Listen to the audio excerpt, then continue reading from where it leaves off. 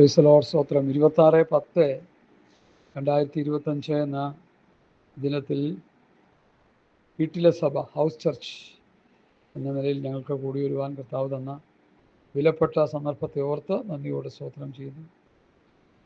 സംഭവകുലമായ ദിവസങ്ങൾ നമ്മളെ പിന്നിട്ട് കടന്നു പോയിക്കൊണ്ടിരിക്കുന്നു. ലോകം മുഴുവൻ അസ്വസ്ഥത നടമാടിക്കൊണ്ടിരിക്കുന്നു എന്ന് പറഞ്ഞാൽ 100% സത്യമാണ്. ലോകത്തിന് സമാധാനമില്ല, രാഷ്ട്രങ്ങൾക്ക് സമാധാനമില്ല, രാഷ്ട്രത്തലവന്മാർക്ക് സമാധാനമില്ല, ജാതികൾക്ക് സമാധാനമില്ല, കുടുംബങ്ങൾക്ക്, വ്യക്തികൾക്ക് എന്ന് വേണ്ട സമാധാനത്തിൻ്റെ ഒരു കണിക പോലും ഇല്ലാത്ത ഒരവസ്ഥയായി നമ്മുടെ ഈ കാലഘട്ടം മാറി എന്ന് പറഞ്ഞാൽ എത്രയോ സത്യമാണ്. എന്നാൽ സമാധാനം, പീസ് ഓഫ് മൈൻഡ്, അത് എവിടെ നിന്ന് വരും? Coming from God. കർത്താവാണ് പറഞ്ഞത്, ഞാൻ എൻ്റെ സമാധാനം നിങ്ങൾക്ക് തരും. ലോകത്തിൽ ഒരു മഹാരഥന്മാരും ഒരു അവതാരങ്ങളും അങ്ങനൊരു വാക്ക് പറഞ്ഞിട്ടില്ല. എന്താ കാര്യം? അവരിൽ സമാധാനമില്ല. കർത്താവിൻ്റെ പേര് യെശയ്യാപ്രവാചകൻ പറയുന്നത്, അവൻ അത്ഭുത മന്ത്രി, വീരനാം ദൈവം, നിത്യപിതാവ്, സമാധാന പ്രഭു. അവസാനം അതാണ്. സമാധാനത്തിൻ്റെ പ്രഭു നമ്മുടെ കർത്താവായ യേശുക്രിസ്തു മാത്രമാണ്. അപ്പോൾ ഈ ലോകത്തിലെ രാഷ്ട്രത്തലവന്മാരും അവരും ഇവരുമൊക്കെ സമാധാനം സമാധാനം എന്ന് പറയുന്നതൊക്കെ ചുമ്മാ പറയുക, വെറുതെ പറയുക. അവർക്ക് വലിയ അധികാരങ്ങളും അവർക്ക് വലിയ സമ്പത്തും അവർക്ക് പേരും പ്രശസ്തിയൊക്കെ ഉള്ളതുകൊണ്ട് അവരെന്തെങ്കിലുമൊക്കെ പിച്ചും പേയും വിളിച്ചു പറയുമ്പോൾ നമ്മളിത് കേട്ട് ആരും തുള്ളിപ്പോകരുത്. ഇതിലൊന്നും കാശിന് സമാധാനമില്ല. പണ്ട് ഒരു പഴമൊഴി ഞാനിങ്ങനെ കേട്ടിട്ടുണ്ട്. കോഫി അന്നൻ UN ഒരുകൊണ്ട് പ്രസിഡൻറ്റോ സെക്രട്ടറിയോ ഒക്കെ ആയിരുന്ന കാലം ഓർക്കുന്നു. കോഫി അന്നൻ അദ്ദേഹത്തിനൊരു കോഫി കുടിക്കാൻ പോലുമുള്ള സമയമില്ലാതെ ഓടി നടക്കുന്നത് ഇങ്ങനെ പറഞ്ഞു കേട്ടിട്ടുണ്ട്. ഞാൻ പറഞ്ഞതിൻ്റെ താല്പര്യം, സമാധാനം നഷ്ടപ്പെട്ട ലോകത്ത് ദൈവമക്കളാകുന്ന നമുക്ക് സമാധാനമില്ലെങ്കിൽ ചിന്തിച്ചോ, ദൈവം നമ്മളുമായിട്ടുള്ള ബന്ധം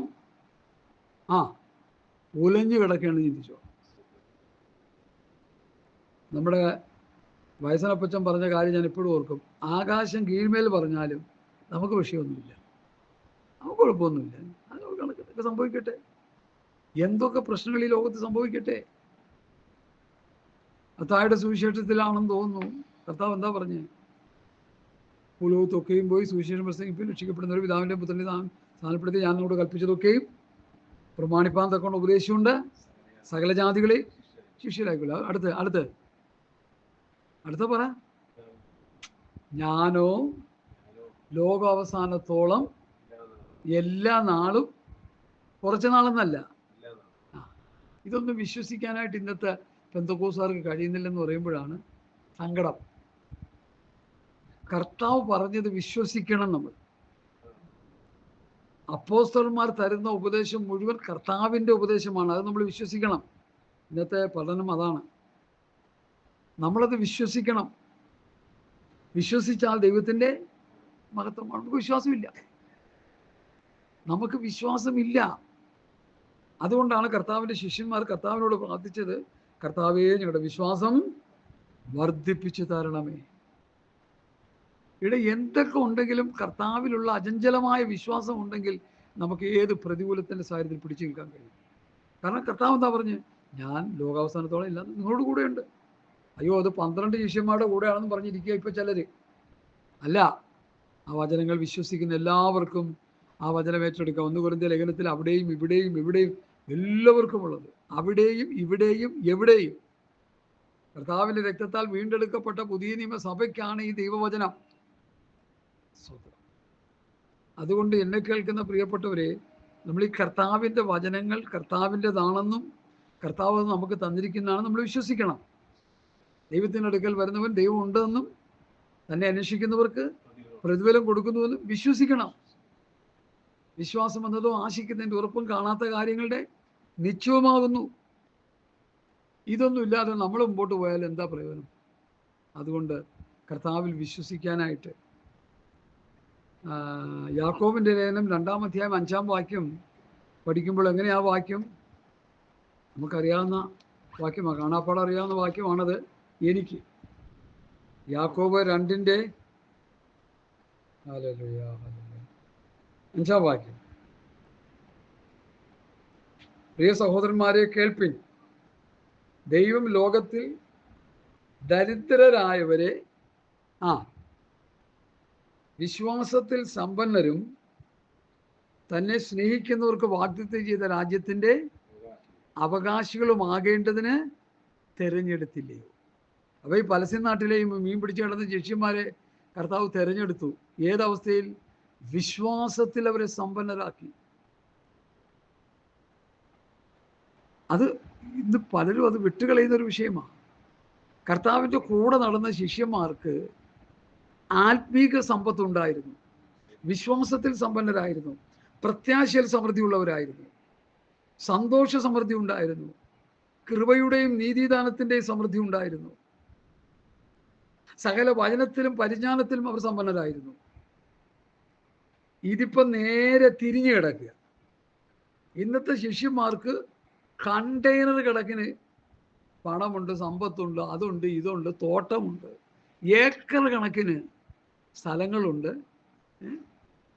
എനിക്ക് മനസ്സിലാകാത്ത ഒരു കാര്യം, ഈ കർത്താവിൻ്റെ കൂടെ നടന്ന ശിഷ്യന്മാരും ഇന്നത്തെ ശിഷ്യന്മാരും തമ്മിൽ കുലബന്ധമില്ലെന്നുള്ളതാണ് ഞാൻ പഠിപ്പിച്ചുകൊണ്ടിരിക്കുന്നത്. ശ്രദ്ധിച്ച് കേൾക്കണേ. ഇത് എന്തോ ഞാൻ പറഞ്ഞത്? കർത്താവിൻ്റെ കൂടെ നടന്ന ശിഷ്യന്മാരും ഇന്നത്തെ ശിഷ്യന്മാരും തമ്മിൽ എന്തില്ല? ഒരു ബന്ധവും ഇല്ല. ഹല്ലേലൂയ. ഞാനത് കണ്ടുപിടിച്ച് മനസ്സിലാക്കി പ്രസംഗിച്ചുകൊണ്ടിരിക്കുക. അതുകൊണ്ട് പലർക്കും നമ്മളോട് വിരോധമുണ്ട്. ഒരു കുഴപ്പമില്ല, അവരുടെ വിരോധം അവരുടെ ഹൃദയത്തിൽ തന്നെ ഇരുന്നോട്ടെ. സ്തോത്രം. അല്ലെങ്കിൽ അവരത് പ്രതിഫലിപ്പിക്കട്ടെ. നമുക്കെന്നാ കുഴപ്പം? കർത്താവിൻ്റെ ശിഷ്യന്മാരെല്ലാം രക്തസാക്ഷികളായി മരിച്ചെന്നല്ലേ ചരിത്രം പറയുന്നത്, ഒരാളൊഴികെ. അതുകൊണ്ട് പ്രിയമുള്ളവരെ കാര്യം മനസ്സിലാക്കണം, നമ്മൾ കർത്താവിനെ ഫോളോ ചെയ്യണം. കർത്താവിൻ്റെ കൂടെ നടന്ന ശിഷ്യന്മാരുടെ ജീവിതവുമായിട്ട് നമുക്ക് ഏറെ ബന്ധമുണ്ടാകും. 1 കൊരിന്ത്യർ ലേഖനം 4-ന്റെ 9, 11, 12, 13 വാക്യങ്ങൾ നിങ്ങൾ വായിച്ചു പഠിക്കുക. വായിക്കാൻ സമയമില്ല, കാരണം ഞാനത് എപ്പോഴും പറയുന്നുണ്ട്. ഈ നാടി വരെ നിങ്ങൾ വിശന്നും ദാഹിച്ചു, ഒത്തുകൊണ്ട് ഉടുപ്പാനില്ല, കുടിക്കാനില്ല, സ്ഥിരവാസമില്ലാതെ ഞങ്ങളിങ്ങനെ നടക്കുക. പക്ഷെ അവർ ദരിദ്രരാണെങ്കിലും പലരെയും സമ്പന്നരാക്കി എന്നാണ് പുസ്തകം പറയുന്നത്. അതേത് സമ്പന്നതയാണ്? ആത്മീക സമ്പന്നത. ഇന്നത്തെ ക്രൈസ്തവഗോളം മറന്നുപോയ ഭാഗമാണ് ഞാൻ ഈ പറഞ്ഞുകൊണ്ടിരിക്കുന്നത്. അവർ ഭൗതികമായി ദാരിദ്ര്യത്തിലായിരുന്നു, അവർ ആത്മീക സമ്പത്തുള്ളായിരുന്നു. ഇന്ന് ഭൗതിക സമ്പത്ത് ഇഷ്ടം പോലെ ഉണ്ട്, ആത്മീകമായി ഇവരെപ്പോലെ ദരിദ്രവാസികളെ ലോകത്ത് കാണത്തില്ല. ഞാൻ പലരെയും പഠിച്ചുകൊണ്ടിരിക്കുക. പിന്നെ ആത്മീയത പറയും ഞങ്ങൾ എന്തോ ആണെന്ന്, ഞങ്ങളൊക്കെ വലിയ ആൾക്കാരാണ്. അതാണല്ലോ ലവോദിക്ക പറഞ്ഞത്. ലവോദിക്ക എന്താ പറഞ്ഞത്? ഞാൻ ധനവാൻ, ഞാൻ സമ്പന്നൻ, എനിക്കൊന്നിനും മുട്ടില്ല. അപ്പോൾ കർത്താവിനോട് പറഞ്ഞു, നീ എന്താ? നീ ദരിദ്രൻ, നീ നഗ്നൻ, നീ കുരുടൻ, തന്നിമിത്തമേ അരിഷ്ടനും നിർഭാഗ്യവാനും എന്ന് നീ അറിയാതിരിക്കുന്നു. ദൈവമക്കളെ, നമ്മുടെ ഓരോരുത്തരുടെയും ആത്മീയ നിലവാരം എന്താണെന്ന് നാം അറിയാതിരിക്കുന്നു. അത് അപകടമാണ്. അതറിയണം, അത് തിരിച്ചറിയണം.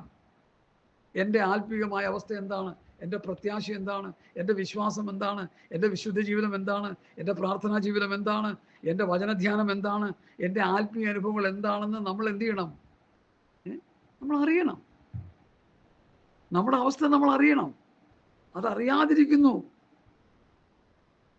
ലവോദിക്ക കർത്താവിൻ്റെ വരവിന് മുൻപുള്ള കാലഘട്ടമാണ് ലവോദിക്ക പീരീഡ് എന്ന് വേദപണ്ഡിതന്മാർ പഠിപ്പിക്കുന്നത്. അതിൽ വിഭിന്ന അഭിപ്രായമുണ്ട്.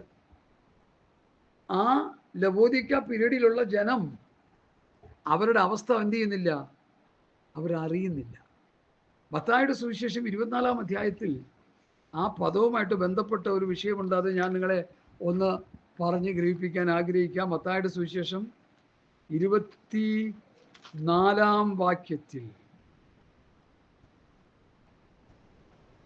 നോഹയുടെ കാലം പോലെ തന്നെ മനുഷ്യപുത്രൻ്റെ വരവാകും. ജലപ്രളയത്തിന് മുമ്പുള്ള കാലത്ത് നോഹ പെട്ടകത്തിൽ കയറിയ നാൾ വരെ അവർ തിന്നും കുടിച്ചും വിവാഹം കഴിച്ചും വിവാഹത്തിന് കൊടുത്തും പോന്നു.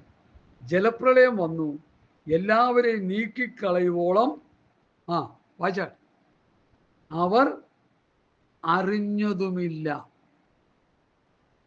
വെളിപ്പാട് പുസ്തകത്തിൽ അറിയാതിരിക്കുന്നു. വെളിപ്പാട് പുസ്തകത്തിൽ അറിയാതിരിക്കുന്നു. മത്തായിയുടെ സുവിശേഷത്തിൽ നമ്മളിവിടെ വായിച്ചെന്താ? അവർ അറിഞ്ഞതുമില്ല. എന്തറിഞ്ഞില്ല? നോഹയുടെ കാലഘട്ടത്ത് ജലപ്രളയം വരുമെന്ന് നോഹ പ്രസംഗിച്ചത് വിശ്വസിക്കാത്തത് കൊണ്ട് ആ നോഹയുടെ കാലത്തുള്ള തലമുറ നശിച്ചു പോകാനുള്ള കാരണം അവരുടെ അറിവിൻ്റെ അജ്ഞതയാണ്. അവരറിഞ്ഞില്ല, അവർ വിശ്വസിച്ചില്ല, നോഹയുടെ പ്രസംഗത്തിന് ചെവി കൊടുത്തില്ല. ഞങ്ങൾ അവിടെ നോഹമാര് കിടന്ന് ഇങ്ങനെ പ്രസംഗിച്ചുകൊണ്ടിരിക്കുക. ഇത് ചെവി കൊടുത്തില്ലെങ്കിൽ അപകടമാണ്. വളരെ ഷാർപ്പായിട്ട് പറയുന്ന മെസ്സേജാണിത്. അതുകൊണ്ട് പ്രിയമുള്ളവരെ, അപകട മേഖല ഒഴിഞ്ഞു പോകാൻ ഒരൊറ്റ വഴിയേ ഉള്ളൂ: ദൈവവചനത്തിൻ്റെ മുന്നറിയിപ്പുകൾ. ടൈറ്റാനിക് എന്ന് പറഞ്ഞൊരു കപ്പല് സ്വത്രം ബ്രിട്ടനിൽ നിന്ന് അമേരിക്കയിലേക്കുള്ള കന്യായാത്രയിൽ എന്ത് ചെയ്തു? മുന്നറിയിപ്പ് കിട്ടി, മഞ്ഞുമല വരുന്നു. പക്ഷെ അവരെന്ത് ചെയ്തതിനെ നിസ്സാരമായിട്ട് കണ്ടു. അഹങ്കാരത്തിൻ്റെ മൂർധന്യ അവസ്ഥയിൽ അവർ പറഞ്ഞു, മഞ്ഞുമലയല്ല, ഏത് മല വന്നാലും അതിനെ കീറി മുറിച്ച് മുൻപോട്ട് പോകാനുള്ള ടെക്നോളജിയാണ് ഞങ്ങൾ ഈ കപ്പലിൽ പ്രയോഗിച്ചിരിക്കുന്നത്, അതുകൊണ്ട് അതൊരു വിഷയമല്ല. ആ മനുഷ്യൻ്റെ അഹങ്കാരത്തിന് ദൈവം ഒരു മറുപടി കൊടുത്തു. അവിടെ വെള്ളം കുടിച്ച് ചത്തു. നോഹയുടെ കാലത്ത് വെള്ളം കുടിച്ച് ചത്തെന്ന് എഴുതിയിരിക്കുന്ന പോലെ ആയിരക്കണക്കിന് ആൾക്കാർ വെള്ളം കുടിച്ച് മരിക്കാനിടയായി. അതുകൊണ്ട് മനുഷ്യൻ എത്ര ഉന്നതനായാലും അവൻ അഹങ്കരിക്കരുത്, ദൈവത്തോട് മത്സരിക്കരുത്. മനുഷ്യൻ ചെയ്യുന്നതൊക്കെയും അസാധ്യമാകില്ലെന്നൊക്കെ പുസ്തകത്തിൽ എഴുതിയിട്ടുണ്ടെങ്കിലും മനുഷ്യൻ ചെയ്യുന്നതും മനുഷ്യൻ്റെ കണ്ടുപിടുത്തങ്ങളൊക്കെ അമ്പേ പരാജയമാണെന്ന് നമ്മുടെ നഗ്ന നേത്രങ്ങൾ കൊണ്ട് കണ്ടുകൊണ്ടിരിക്കുക. മുകളിലോട്ട് കുതിച്ചു വരുന്ന റോക്കറ്റ് നമ്മുടെ ഇന്ത്യക്കാരും ഉണ്ടായിരുന്നു, ഭസ്മമായി പോയി. കപ്പലുകൾ തകർന്നു പോകുന്നു, പ്ലെയിനെല്ലാം എരിഞ്ഞു വീഴുന്നു. എന്തെല്ലാം കണ്ടുപിടുത്തങ്ങൾ മനുഷ്യൻ ചെയ്തിട്ടുണ്ടെങ്കിലും അവിടെ എല്ലാം അമ്പേ പരാജയമാണെന്ന് നമ്മൾ നന്നായിട്ട് മനസ്സിലാക്കണം. അധികം ഒന്നും സംഭവിക്കാതിരിക്കുന്ന ദൈവകൃപയാണെന്ന് ഓർത്തോണം. നമ്മളൊരു സൈക്കിളിൽ യാത്ര ചെയ്താലും, ബൈക്കിൽ യാത്ര ചെയ്താലും, കാറിൽ യാത്ര ചെയ്താലും, ഫ്ലൈറ്റിൽ യാത്ര ചെയ്താലും, ഷിപ്പിൽ യാത്ര ചെയ്താലും പ്രാർത്ഥിച്ച് ദൈവകരങ്ങളിൽ കൊടുത്ത് നമ്മൾ ഇരുന്നാൽ നമുക്കൊരു ശുഭയാത്ര കർത്താവ് തരും, വിശ്വാസത്താൽ. അത് കർത്താവിലുള്ള വിശ്വാസമാണ്. ഞാൻ അങ്ങനെ ചെയ്യുന്ന ആളാണ്. കർത്താവിൻ്റെ ദാസൻ പാസ്റ്റർ PM ജോസഫ് എന്നുള്ള IPCയിൽ ഒരു പാസ്റ്റർ ഉണ്ടായിരുന്നു. പാസ്റ്റർമാർ ബൈക്ക് ആക്സിഡൻറ്റിൽ മരിക്കുന്നതിനെക്കുറിച്ച് പുള്ളി ഒരു കാര്യം പറഞ്ഞ് ഞാനിപ്പോൾ ഓർത്തുപോയി. കാരണം വാഹനം എടുത്തൊക്കെ പോകുമ്പോൾ നന്നായിട്ട് പ്രാർത്ഥിക്കത്തില്ല. നന്നായിട്ട് പ്രാർത്ഥിച്ച് ദൈവസന്നിധിയിൽ സമർപ്പിച്ച് മുമ്പോട്ട് പോയാൽ മാത്രമേ നമുക്ക് എന്ത് പറ്റത്തുള്ളൂ? അപകടങ്ങളിൽ നിന്ന് ഒഴിഞ്ഞു പോകാൻ പറ്റുകയുള്ളൂ. കർത്താവ് നമ്മളെ വിടുവിക്കത്തുള്ളൂ. അല്ലെങ്കിൽ സാത്താൻ്റെ കെണിയിൽ അകപ്പെടാതെ ദൈവത്തിൻ്റെ സംരക്ഷണം നമുക്ക് തരണമെങ്കിൽ പ്രാർത്ഥിച്ച് കർത്താവിൻ്റെ കരങ്ങളിൽ കൊടുത്ത് മുമ്പോട്ട് പോകണം. ഈ ദിവസങ്ങളിൽ നമ്മുടെ പ്രാർത്ഥനാ ജീവിതം ഉയർന്നു വരട്ടെ, നമ്മുടെ വചനധ്യാനം ഉയർന്നു വരട്ടെ, നമ്മുടെ പ്രത്യാശ വർദ്ധിക്കട്ടെ, നമ്മുടെ വിശ്വാസം വർദ്ധിക്കട്ടെ, നമ്മുടെ ആത്മീയ അനുഭവങ്ങൾ വർദ്ധിക്കട്ടെ. ബാങ്ക് ബാലൻസ് കുറഞ്ഞിരുന്നാലും കുഴപ്പമില്ല, ബാങ്കിലൊന്നും ഇല്ലേലും കുഴപ്പമില്ല. വിശ്വാസം വർദ്ധിച്ചു വരട്ടെ, പ്രത്യാശ വർദ്ധിച്ചു വരട്ടെ, കർത്താവിൻ്റെ വരവിനെ കുറിച്ചുള്ള പ്രത്യാശ വർദ്ധിച്ചു വരട്ടെ. നശ്വരമായ ലോകത്ത് നമുക്കൊന്നും കൊണ്ടുപോകാനില്ല. പൗലോസ് പറയുന്നു, യാതൊന്നും നമ്മൾ കൊണ്ടുവന്നിട്ടില്ല, ഇവിടെ നിന്നൊന്നും കൊണ്ടുപോകാനും കഴിയില്ല. ഇത് പെന്തക്കോസ്തുകാരൊന്നും നന്നായിട്ട് മനസ്സിലായിക്കോണേ. ഈ ഭൂമി വന്നു കഴിഞ്ഞപ്പോൾ എന്തെങ്കിലുമൊക്കെ കുറച്ച് കിട്ടിയെന്ന് വെച്ച് അതിലൊന്നും അഹങ്കരിക്കരുത്. അതൊക്കെ ഇന്ന് കാണും, നാളെ നമ്മളെ വിട്ടുപോകും. അത് അനീതിയുള്ള മാമോനാണ്. ആത്മീയമായി നമ്മളെ തകർത്ത് കളയാൻ നമ്മുടെ ഭൗതികത്തിന് കഴിയുമെന്ന് നമ്മൾ ഓർത്തോണം. ധനനിമിത്തം ഹൃദയം ഗർവിച്ചു, സൗന്ദര്യ നിമിത്തം ഹൃദയം ഗർവിച്ചു, അറിവ് കൊണ്ട് ഹൃദയം ഗർവിച്ചു. ഈ മൂന്നിനും വാക്യമുണ്ട് കേട്ടോ. ഞാനത് വാക്യം എടുത്ത് തരാൻ എനിക്കിപ്പോൾ സമയമില്ല. മൂന്നിനും വാക്യമുണ്ടത്. താല്പര്യമുള്ളവർ അറിയണമെന്നുണ്ടെങ്കിൽ അത് വിളിച്ചു ചോദിച്ചാൽ അല്ലെങ്കിൽ വാട്സപ്പിൽ മെസ്സേജ് ചെയ്താൽ തീർച്ചയായിട്ടും നിങ്ങൾക്ക് ആ വാക്യങ്ങൾ കൃത്യമായിട്ട് തരുന്നത്. അപ്പോൾ ഈ അഹങ്കാരം ഒന്നും നമ്മുടെ ജീവിതത്തിൽ ഉണ്ടാകരുത്. പണ്ടൊരു മാലാഖയായിട്ട് അഭിനയിക്കാനായിട്ടൊരു സഹോദരി വീട്ടിൽ വന്നാണ് മേക്കപ്പ് ഒക്കെ ചെയ്തത്. സ്കൂളിൽ വെച്ചാണ് പ്രോഗ്രാം. ഒരു 500 മീറ്റർ പോകണം.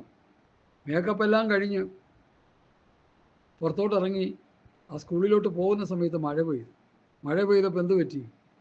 ദേഹത്തെല്ലാം വെള്ളമൊക്കെ വീണിട്ട് ഇങ്ങനെ ഈ മാലാകയായിട്ട് അഭിനയിക്കേണ്ട ഈ പെണ്ണുമ്പുള്ള ഒരു പിശാചിൻ്റെ കോലമായെന്നൊരു കഥ അത് കേട്ടിട്ടുണ്ട്. അപ്പോൾ ഇവിടുത്തെ അഭിനയമൊക്കെ ഒരു ഗുണവുമില്ല. ഇതൊക്കെ അഭിനയങ്ങളാണ്.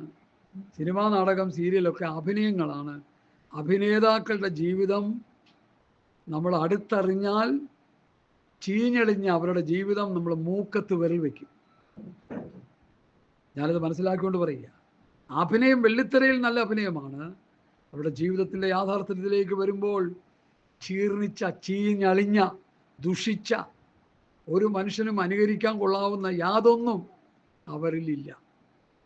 അതുകൊണ്ട് നമ്മുടെ അഹങ്കാരങ്ങളും നമ്മുടെ നിഗളങ്ങളും എല്ലാം തറയിലിട്ടിട്ട് ഞാൻ സൗമ്യതയും താഴ്മയുള്ളവനാകിയാൽ എൻ്റെ നുകം ഏറ്റുകൊണ്ട് എന്നോട് പഠിപ്പിൻ, എന്നാൽ നിങ്ങളുടെ ആത്മാക്കൾക്ക് ആശ്വാസം കണ്ടെത്തും. ഇനി ഞാൻ വചനത്തിലേക്ക് വരിക. യോഹന്നാൻ്റെ 1-ാം ലേഖനം 1-ാം അധ്യായമാണ് ഇന്നത്തെ നമ്മുടെ ചിന്താവിഷയം. 1 യോഹന്നാൻ 1-ാം അധ്യായം. യോഹന്നാൻ്റെ ലേഖനത്തിൻ്റെ പ്രത്യേകത, ഈ 1-ാം ലേഖനം സ്നേഹമാണ് ഇതിൽ നിഴലിച്ച് നിൽക്കുന്ന സബ്ജക്റ്റ്. ലവ്, സ്നേഹം എന്ന വാക്യത്തിനാണ് വളരെ പ്രാധാന്യം കൊടുത്ത് അപ്പോസ്തലൻ എഴുതിയിരിക്കുന്നത്. നിങ്ങൾ ആദ്യം മുതൽ കേട്ട ദൂത് നാം അന്യോന്യം സ്നേഹിക്കണം എന്നാകും. ആ 2:24 വായിക്കുമ്പോൾ നിങ്ങൾ ആദ്യം മുതൽ കേട്ടത് നിങ്ങളിൽ വസിക്കട്ടെ. ആദ്യം മുതൽ കേട്ടത് നിങ്ങളിൽ വസിക്കുന്നുവെങ്കിൽ നിങ്ങൾ പുത്രനിലും പിതാവിലും വസിക്കും. അപ്പോൾ എന്താണ് ആദ്യം മുതൽ കേട്ടത്? അത് 3:11 നിങ്ങൾ ആദ്യം മുതൽ കേട്ട ദൂത് നാം അന്യോന്യം സ്നേഹിക്കണം എന്നല്ലോ ആകും.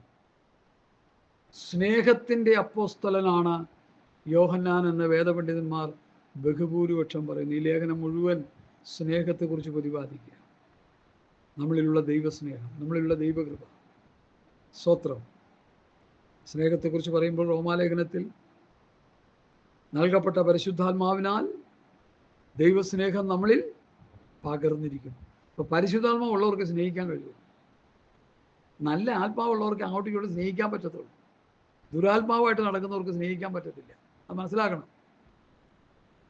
ശുദ്ധഹൃദയം, നല്ല മനസ്സാക്ഷി, നിർവ്യാജ വിശ്വാസം എന്നിവയാൽ ഉളവാകുന്ന സ്നേഹം, 1 തീമോഥെയോസ് 1:5, അതാണ് ഒരു വിശ്വാസിക്ക് വേണ്ടത്. എങ്ങനെയുള്ള സ്നേഹം? ശുദ്ധഹൃദയം, നല്ല മനസ്സാക്ഷി, നിർവ്യാജ വിശ്വാസം എന്നിവയാൽ ഉളവാകുന്ന സ്നേഹം. അപ്പോൾ സ്നേഹത്തിൻ്റെ അപ്പോസ്തലൻ എഴുതിയ യോഹന്നാൻ്റെ ലേഖനം വളരെ വളരെ വളരെ ഈടുറ്റ ഒരു ലേഖനമാണെന്ന് പറയുന്നതിൽ എനിക്ക് അതിയായ സന്തോഷമുണ്ട്. എല്ലാ ലേഖനങ്ങളും ഈടുറ്റതാണ്. ലേഖനങ്ങളുടെ മഹത്വം എന്താണെന്ന് അറിഞ്ഞുകൂടാതെ പിച്ചുംപേയൊക്കെ വിളിച്ചു പറയുന്ന ഉപദേശിമാർ ഇഷ്ടംപോലെ കിടപ്പുണ്ട്. പണ്ടൊരു ഉപദേശി പറഞ്ഞു, ലേഖനങ്ങൾ, പൗലൂസിൻ്റെയൊക്കെ ലേഖനങ്ങൾ ഉപദേശിമാരെ തകർത്ത് തരിപ്പണമാക്കിക്കൊണ്ടിരിക്കുക. അത് ആ പുള്ളിക്ക് മനസ്സിലാക്കാൻ കഴിയാതെ പോയി. പുള്ളിയിൽ ദൈവാത്മാവ് ഇല്ലെന്നുള്ളത് പിൽക്കാലത്ത് ഞാൻ മനസ്സിലാക്കി. നല്ല ആത്മാവിലല്ല പുള്ളി ശുശ്രൂഷിക്കുന്നത്. ഇന്നത്തെ ആത്മീയ കോളത്തിൽ കിടക്കുന്ന ബഹുഭൂരിപക്ഷം ശുശ്രൂഷകന്മാരും ശരിയായ ദൈവവചനത്തിൻ്റെ വ്യവസ്ഥയിലാണോ ശുശ്രൂഷിക്കുന്നത്, ദൈവാത്മാവിലാണോ ശുശ്രൂഷിക്കുന്നതെന്ന് സ്വയം അവരൊന്ന് ശോധന ചെയ്യേണ്ടതുണ്ട്. ഞാൻ എന്തിനു പറയുന്നു എന്ന് ചോദിച്ചാൽ, 1 യോഹന്നാൻ 4:1 യോഹന്നാൻ 4:6 വാക്യം ഒന്ന് വായിച്ചേ. 1 യോഹന്നാൻ 4:6, ഞങ്ങൾ ദൈവത്തിൽ നിന്നുള്ളവരാകുന്നു, ദൈവത്തിൽ നിന്നുള്ളവൻ ഞങ്ങളുടെ വാക്ക് കേൾക്കുന്നു, ദൈവത്തിൽ നിന്നല്ലാത്തവൻ ഞങ്ങളുടെ വാക്ക് കേൾക്കുന്നില്ല. അടുത്ത, സത്യത്തിൻ്റെ ആത്മാവ് ഏതെന്നും വഞ്ചനയുടെ ആത്മാവ് ഏതെന്നും ഇതിനാൽ അറിയാം. അപ്പോൾ നമ്മൾ അപ്പോസ്തലന്മാരുടെ ഉപദേശം കൂലങ്കുഷമായി പഠിച്ചനുസരിക്കുന്നില്ലെങ്കിൽ നമ്മളിലുള്ള ആത്മാവ് പോലും എന്തു ചെയ്യും? മാറിപ്പോകും. പാട്ടും പ്രാർത്ഥനയും പ്രസംഗവും ഒക്കെ കാണും, മരം ചാഞ്ഞു വരുന്ന പോലെ പ്രസംഗിക്കും, വലിയ ഉണർവൊക്കെ ഉണ്ടാവും, പക്ഷെ ആത്മാവ് വേറെ ആയിരിക്കും. ഈ യാഥാർത്ഥ്യം നമ്മൾ മനസ്സിലാക്കണം പ്രിയമുള്ളവരെ. അപ്പോസ്തലന്മാരുടെ ഉപദേശത്തിന്റെ പ്രസക്തിയാണ് ആ വാക്യം വിളിച്ചോതുന്നത്. അവർ ദൈവത്തിൽ നിന്നുള്ളവരാ. പിതാവേ, നീ എനിക്ക് തന്നിട്ടുള്ളവർ നിനക്കുള്ളവരാകാവുണ്ട്. യോഹന്നാന്റെ സുവിശേഷം. അവർ നിനക്കുള്ളവരായിരുന്നു, നീ അവരെ എനിക്ക് തന്നു. അതാ പറഞ്ഞ അവർ ഞങ്ങൾ ദൈവത്തിലുള്ളവരെന്ന് അവർ തീർത്തും പറയുന്നതിൻ്റെ കാര്യമല്ല. അതുകൊണ്ട് അപ്പോസ്തലന്മാരുടെ ഉപദേശം നമ്മൾ കൂലങ്കുഷമായി പഠിച്ച് മനസ്സിലാക്കി നമ്മൾ ജീവിക്കണം. പ്രവൃത്തി പുസ്തകം 1-ാം അധ്യായത്തിൻ്റെ 1-ാം വാക്യം ഒന്ന് വായിക്കാം. പ്രവൃത്തി 1:1. Hallelujah, hallelujah. തിയോഫിലോസേ, ഞാൻ എഴുതിയ 1-ാമത്തെ ചരിത്രം യേശു തെരഞ്ഞെടുത്ത അപ്പോസ്തലന്മാർക്ക് പരിശുദ്ധാത്മാവിനാൽ കൽപ്പന കൊടുത്തിട്ട് ആരോഹണം ചെയ്ത നാൾ വരെ അവൻ ചെയ്തതും ഉപദേശിച്ചു തുടങ്ങിയതുമായ സകലത്തെയും കുറിച്ച് ആയിരുന്നുവല്ലോ. ഇവിടെ എന്താ എഴുതിയിരിക്കുന്നത്? തിയോഫിലോസേ, ഞാൻ എഴുതിയ 1-ാമത്തെ ചരിത്രം യേശു തിരഞ്ഞെടുത്ത അപ്പോസ്തലന്മാർക്ക് പരിശുദ്ധാത്മാവിനാൽ കൽപ്പന കൊടുത്തു. ഇനി ലൂക്കോസ് 1:1 വായിച്ചേ. ശ്രീമാനായ തിയോഫിലോസേ, ആദ്യം മുതൽ കേട്ട സാക്ഷികളും വചനത്തിൻ്റെ ശുശ്രൂഷകന്മാരുമായവർ നമ്മെ ഭരമേൽപ്പിച്ചതുപോലെ നമ്മുടെ ഇടയിൽ പൂർണ്ണമായി പ്രമാണിച്ചു വരുന്ന കാര്യങ്ങളെ വിവരിക്കുന്നൊരു ചരിത്രം ചമപ്പാൻ പലരും തുനിഞ്ഞിരിക്കൊണ്ട് നിങ്ങൾക്ക് ഉപദേശം ലഭിച്ചിരിക്കുന്ന വാർത്തയുടെ നിശ്ചയം നീ അറിയേണ്ടതിന് അത് ക്രമമായി എഴുതുന്നത് നന്നെന്ന് ആദ്യം മുതൽ സകലവും സൂക്ഷ്മമായി പരിശോധിച്ചിട്ട് എനിക്കും തോന്നിയിരിക്കുന്നു. ഇപ്പം ലൂക്കോസ് ലെക്ചർ നോട്ട് എഴുതി വെച്ചു എന്നാണ് ഇവിടെ നമുക്ക് പഠിക്കാൻ കഴിയുന്നത്. കർത്താവിൻ്റെ കൂടെ നടന്ന ലൂക്കോസ് അവിടെ ഇവിടെയൊക്കെ കർത്താവ് പറഞ്ഞൊക്കെ എഴുതി വെച്ചു. അവസാനം ഇതെല്ലാം കൂടി പരിശോധിച്ച് അത് ക്രമമായി എഴുതി വെച്ചതാണ് ലൂക്കോസിൻ്റെ സുവിശേഷമെന്ന് ലൂക്കോസ് തന്നെ പറയുക. അതിൽ പ്രസക്തമായ ഭാഗം ആദ്യം മുതൽ കണ്ട സാക്ഷികളും വചനത്തിൻ്റെ ശുശ്രൂഷകന്മാരുമായവർ നമ്മെ ഭരമേൽപ്പിച്ചതുപോലെ. ചാള പിടിച്ച് നടന്ന പത്രോസും യോഹന്നാനും യാക്കോബും യൂദയും തന്നിരിക്കുന്ന ലേഖനങ്ങൾ കർത്താവ് അവർക്ക് കൊടുത്ത ഉപദേശങ്ങളാണ്. അത് വാക്കിനാലോ ലേഖനത്താലോ തന്ന പ്രമാണങ്ങളാണ് എന്നൊരു ശുശ്രൂഷകൻ, ഒരു വിശ്വാസി മനസ്സിലാക്കാത്തോടത്തോളം കാലം തെറ്റിപ്പോകാൻ സാധ്യത ഏറെ ഉണ്ട്. ഞാൻ അങ്ങനെ അങ്ങ് പറയുക. ഹല്ലേലൂയ. അതുകൊണ്ട് പ്രിയമുള്ളവർ, ഈ കാര്യങ്ങൾ നമ്മൾ 2 പത്രോസിൻ്റെ ലേഖനം 3-ാം അധ്യായത്തിൻ്റെ 1-2 വാക്യങ്ങളോട് ഒന്ന് വായിക്കാം. 2 പത്രോസ് 3:1-2 വാക്യങ്ങൾ വളരെ പ്രസക്തമായ വാക്യമാണത്. പത്രോസിൻ്റെ 2-ാം ലേഖനം 3-ാം അധ്യായം. പ്രിയമുള്ളവരെ, ഞാൻ ഇപ്പോൾ നിങ്ങൾക്ക് എഴുതുന്നത് 2-ാം ലേഖനമല്ലോ. വിശുദ്ധ പ്രവാചകന്മാർ മുൻപറഞ്ഞ വചനങ്ങളും നിങ്ങളുടെ അപ്പോസ്തലന്മാർ മുഖാന്തരം കർത്താവും രക്ഷിതാവുമായവൻ തന്ന കൽപ്പന. അപ്പോൾ അപ്പോസ്തലന്മാർ മുഖാന്തരം കർത്താവും രക്ഷിതാവുമായവൻ തന്നത് കൽപ്പന, കൽപ്പന, കൽപ്പന. 1 കൊരിന്ത്യർ 14:37 നീ പ്രവാചകനായിരിക്കാം, ആത്മീയനായിരിക്കാം, ഞാൻ എഴുതുന്നത് ദൈവത്തിൻ്റെ കൽപ്പന. പൗലൂസ് വരുന്ന ലേഖനങ്ങളിൽ ദൈവത്തിൻ്റെ കൽപ്പന, കൽപ്പന, കൽപ്പന. ഈ വചനപരിജ്ഞാനം നമുക്കുണ്ടാകണം. ഈ വചനം കേൾക്കുന്ന എല്ലാവർക്കും ഉണ്ടാകണം. അല്ലെങ്കിൽ നമ്മൾ തെറ്റിപ്പോവും. പുതിയ നിയമസഭയുടെ പ്രമാണം ലേഖനങ്ങളാണ്. ഞങ്ങൾ വാക്കിനാലോ ലേഖനത്താലോ തന്ന പ്രവൃത്തി പുസ്തകം മുതൽ യൂദയുടെ ലേഖനം വരെ, അല്ലെങ്കിൽ വെളിപ്പാട് 1, 2, 3 അധ്യായം വരെ നമുക്ക് അനുസരിക്കാനുള്ള പ്രമാണങ്ങളാണ് ഈ പുതിയ നിയമ വേദഭാഗങ്ങൾ. നമ്മൾ അത് തള്ളിക്കളയരുത്. പഴയ നിയമത്തോട് എനിക്ക് ഒരു വിരോധവുമില്ല. ഇന്നലെ ഒരു പാസ്റ്റർ പറയുന്നത് കേട്ടു, ഞാനതിന് ഒരു വിശദീകരണം തരാൻ താല്പര്യപ്പെടുക. തിമോഥെയോസിൻ്റെ ലേഖനം നമുക്കെടുക്കാം. തിമോഥെയോസിൻ്റെ ലേഖനം അതിൻ്റെ 2-ാം ലേഖനത്തിൽ എല്ലാ തിരുവെഴുത്തും 16-ാം വാക്യം ഞാൻ വായിക്കുന്നു. എല്ലാ തിരുവെഴുത്തും ദൈവവിശ്വാസ്യമാകിയാൽ ദൈവത്തിൻ്റെ മനുഷ്യൻ സകല സൽപ്രവൃത്തിക്കും വക പ്രാപിച്ച് തികഞ്ഞവനാകേണ്ടതിന് ഉപദേശത്തിന്, ശാസനത്തിന്, ഗുണീകരണത്തിന്, നീതിയിലെ അഭ്യാസനത്തിന് പ്രയോജനമുള്ളതാകുന്നു. ഉൽപ്പത്തി മുതൽ വെളിപ്പാട് വരെയുള്ള പുസ്തകങ്ങൾ ശാസനത്തിന്, പ്രബോധനത്തിന്, ഗുണീകരണത്തിന്, നീതിയിലെ അഭ്യസനത്തിന് പ്രയോജനമുള്ളതാണ്. തർക്കമില്ലാത്ത വിഷയമാണ്. ഇനി എൻ്റെ 14 വായിച്ചേ, ഒന്ന് കുറച്ച് വായിച്ചേ വാസമ്മ. 14-ാം വാക്യം. നീയോ ഇന്നവനോട് പഠിച്ചു എന്നുള്ള വാക്യം. 2 തിമോഥെയോസ് 3:14 നീയോ ഇന്നവനോട് പഠിച്ചു എന്നോർക്കയും. ആ വാക്യം ഒന്ന് വായിച്ചേ. ഇന്നവനോട് പഠിച്ചു എന്നോർക്കയും ക്രിസ്തുയേശുവിലുള്ള വിശ്വാസത്താൽ നിന്നെ രക്ഷയ്ക്ക് ജ്ഞാനിയാക്കുവാൻ മതിയായ തിരുവെഴുത്തുകളെ ബാല്യം മുതൽ അറിയുകയും ചെയ്യുന്നത് കൊണ്ട് നീ പഠിച്ചും നിശ്ചയം പ്രാപിച്ചും ഇരിക്കുന്നതിൽ. അപ്പോൾ എല്ലാ തിരുവെഴുത്തും ദൈവവിശ്വാസ്യമാണ്. നമ്മൾ നിലനിൽക്കേണ്ട തിരുവെഴുത്ത് ഏതാ? രക്ഷയ്ക്ക് ജ്ഞാനിയാക്കാൻ മതിയായ തിരുവെഴുത്ത്. ആ കർത്താവ് യഹൂദന്മാരോട് എന്താ പറഞ്ഞത്? നിങ്ങൾ എൻ്റെ വചനത്തിൽ നിലനിൽക്കുന്നുവെങ്കിൽ. നമ്മൾ നിലനിൽക്കേണ്ടതും അനുസരിക്കേണ്ടതും പ്രവർത്തിക്കേണ്ടതും പുതിയ നിയമം തന്നെയാണ്. യാതൊരു തർക്കവുമില്ലതിന്. പലരും അതിനെ വികലമായിട്ടൊക്കെ പഠിപ്പിക്കുന്നുണ്ട്.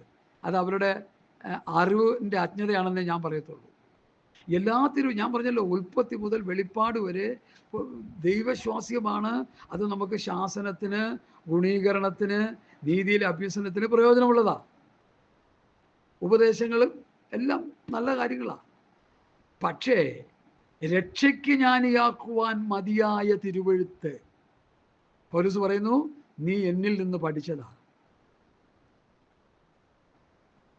പൗലോസിൽ നിന്ന് പഠിച്ച പുതിയ നിയമത്തിൻ്റെ വ്യവസ്ഥ, അപ്പോസ്തലിക ഉപദേശം, 10 വചനം, 10 ഉപദേശമാണ് എന്താ? രക്ഷയ്ക്ക് ജ്ഞാനിയാക്കുവാൻ മതിയായ തിരുവെഴുത്ത്. മറ്റത് ശാസനത്തിനും ഗുണീകരണത്തിനും അഭ്യസനത്തിനുള്ളതാണെന്നേ, തർക്കമില്ലെന്നേ. ഇത് മനസ്സിലാക്കാൻ കഴിയാതെ പോയാൽ വലിയ ബുദ്ധിമുട്ടാണ്. അപ്പോസ്തലന്മാർ തരുന്ന ലേഖനങ്ങൾ പ്രമാണമാണ്, ഉപദേശമാണ്.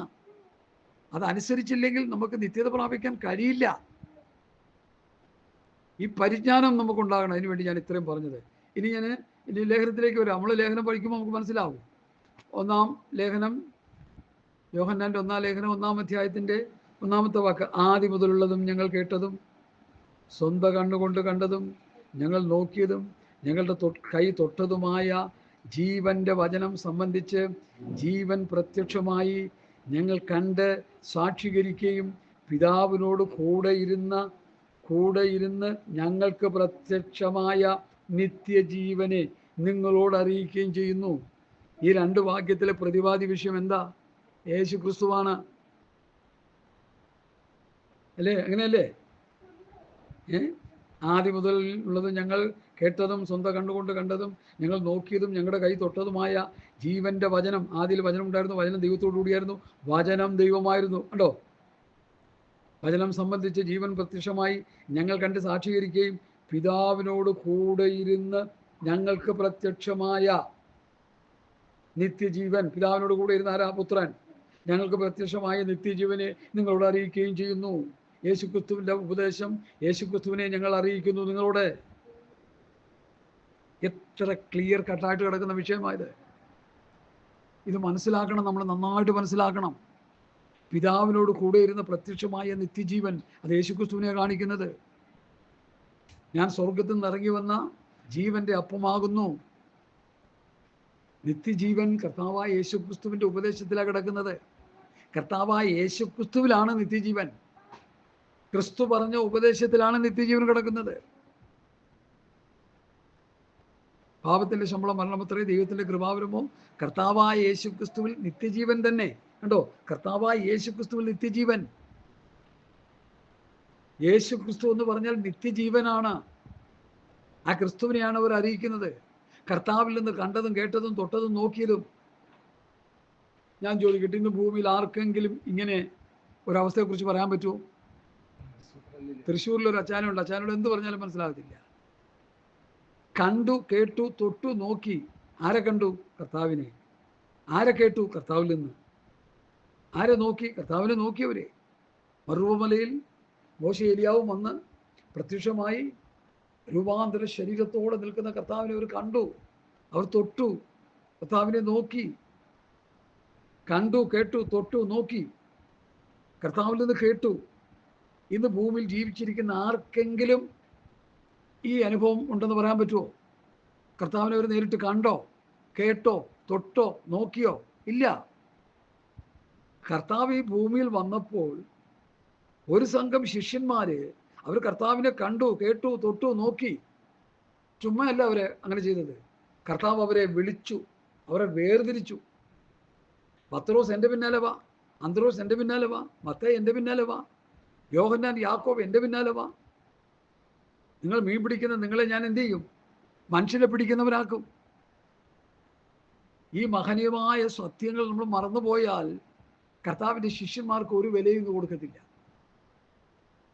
ഇന്നത്തെ ന്യൂ ജനറേഷൻ ചർച്ചുകൾ വലിയ പണ്ഡിതന്മാർ, വലിയ എന്താ പറയുക, തിയോളജിയന്മാർ, ബുദ്ധിരാക്ഷസന്മാർ, ബിബ്ലിക്കൽ തിയോളജി പഠിച്ച് തലമണ്ടയെ കയറ്റി വെച്ചിരിക്കുന്ന വലിയ ജ്ഞാനികൾ പറയുന്നത് ഈ കർത്താവിൻ്റെ ശിഷ്യന്മാരുടെ പറയുക നമ്മൾ നടക്കേണ്ട കാര്യമില്ല, അവർ പറയുന്നത് നമ്മൾ കേൾക്കേണ്ട കാര്യമില്ല. നമ്മൾ ഉൽപ്പത്തി മുതൽ വെളിപ്പാടുള്ള പുസ്തകങ്ങൾ നന്നായിട്ട് വായിച്ച് പഠിച്ച് അതങ്ങോട്ട് പ്രസംഗിച്ചോണം. എനിക്ക് തർക്കമില്ല. ഉൽപ്പത്തി മുതൽ വെളിപ്പാട് വരെ നമ്മൾ പ്രസംഗിക്കണം, 100% പ്രസംഗിച്ചിരിക്കണം. പക്ഷെ അനുസരിച്ച് ജീവിക്കാനുള്ള പ്രമാണം അപ്പോസ്തലന്മാരുടെ ഉപദേശം തന്നെയാണ്, സംശയമില്ല. ഒന്നാമത്തെ സഭ ഞാൻ എപ്പോഴും പറയുന്ന പതിവുകളാണിത്, എപ്പോഴും പറയുന്ന കാര്യങ്ങളാണ്. ആവർത്തന വിരസതകൾക്കുണ്ടാകരുത്. നിങ്ങളുടെ ഹൃദയത്തിൻ്റെ ഉള്ളിലോട്ട് ഇത് കയറാൻ എപ്പോഴും കേൾക്കുന്നത് നല്ലതാണ്. ഒന്നാമത്തെ സഭ പരിശുദ്ധാത്മാവിൻ്റെ ആവിർഭാവത്തോടെ പത്രോസ് എഴുന്നേറ്റ് പ്രസംഗിച്ചപ്പോൾ മുമ്പോട്ട് വന്ന 3000 പേര്, ഹൃദയത്തിൽ കുത്തുകൊണ്ടുവന്ന 3000 പേര്, ആ 3000 പേര് അവർ അപ്പോസ്തലന്മാരുടെ ഉപദേശം കേട്ടുകൂട്ടായി മാരിച്ച് അപ്പം തുറുക്കി പ്രാർത്ഥന കഴിച്ചും പോന്നു. ഹല്ലേലൂയ.